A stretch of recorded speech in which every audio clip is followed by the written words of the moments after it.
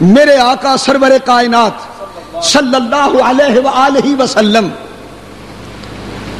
حدیث جابر کے مطابق حضرت جابر کو حضور نے فرمایا اللہ تعالیٰ نے ساری کائنات سے پہلے اے جابر تیرے نبی کا نور اپنے نور سے بنایا تھا، اور اس وقت نہ زمین تھی نہ آسمان، نہ فرش تھا نہ عرش، نہ لوح نہ کرسی نہ قلم، نہ فرشتے نہ جن، نہ نبی نہ انسان، نہ رسول، نہ مٹی نہ پانی نہ ہوا نہ خاک نہ آگ، کچھ بھی نہ تھا، اللہ نے صرف میرا نور پیدا کیا۔ سبحان اللہ۔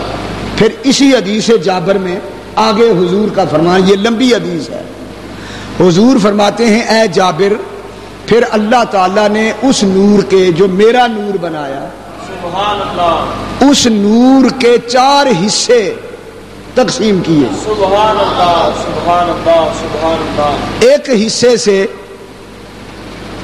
قلم بنائی، سبحان اللہ، ایک سے لوح بنائی، سبحان اللہ، ایک سے عرش بنایا، سبحان اللہ، باقی چوتھا حصہ جو ہے اس سے پھر 4 حصے کیے۔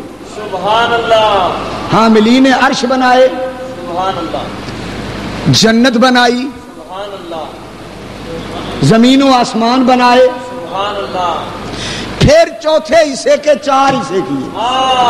سبحان اللہ، پانی بنایا، مٹی بنائی، سبحان اللہ، ہوا بنائی، سبحان اللہ، آگ بنائی، سبحان اللہ، پھر اس کے 4 حصے کیے، سبحان اللہ، پھر باقی ساری کائنات بنائی۔ اس طرح کائنات وجود میں آتی گئی، نور مصطفیٰ کی تجلیاں تقسیم ہوتی رہی۔ کیا شان احمدی کا چمن میں ظہور ہے، ہر گل میں ہر شجر میں محمد کا نور ہے، ہر گل میں۔ یہ شعر بالکل اس حدیث کا ترجمہ ہے، ہر شے حضور کے نور سے بنی، ہر گل میں ہر شجر میں محمد کا نور ہے، ہر گل میں ہر شجر میں محمد کا نور ہے۔ جب اللہ نے چاہا سبحان اللہ، کہ میں اس نور کو کسی صورت میں ظاہر کروں، اب سلسلہ آگے چلا ہے۔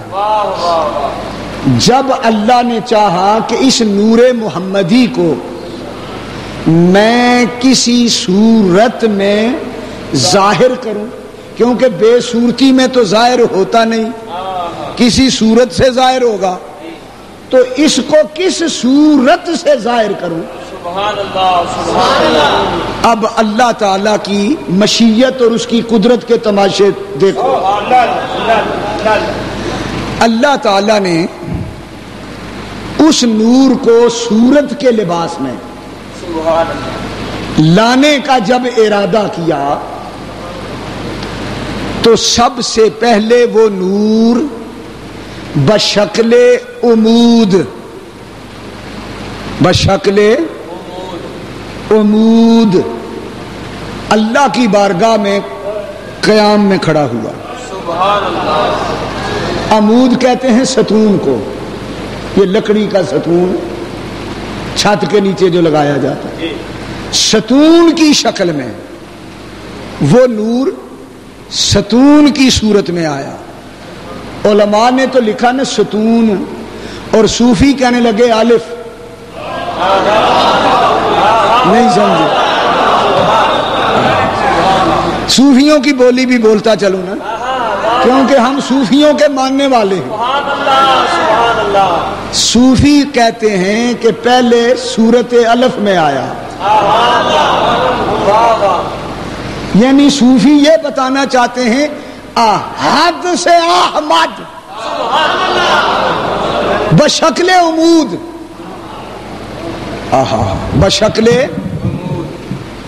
بشکل سنو غور سے، پہلے الف بنا، الف کی صورت عمود، ستون کی صورت میں نور محمدی نے قیام کی حالت میں اللہ کی تسبیح پڑھی، اے بنانے والے تیرا شکریہ۔ پھر رکوع، پھر رکوع کی صورت میں رکوع کی ہے بنی، ہاں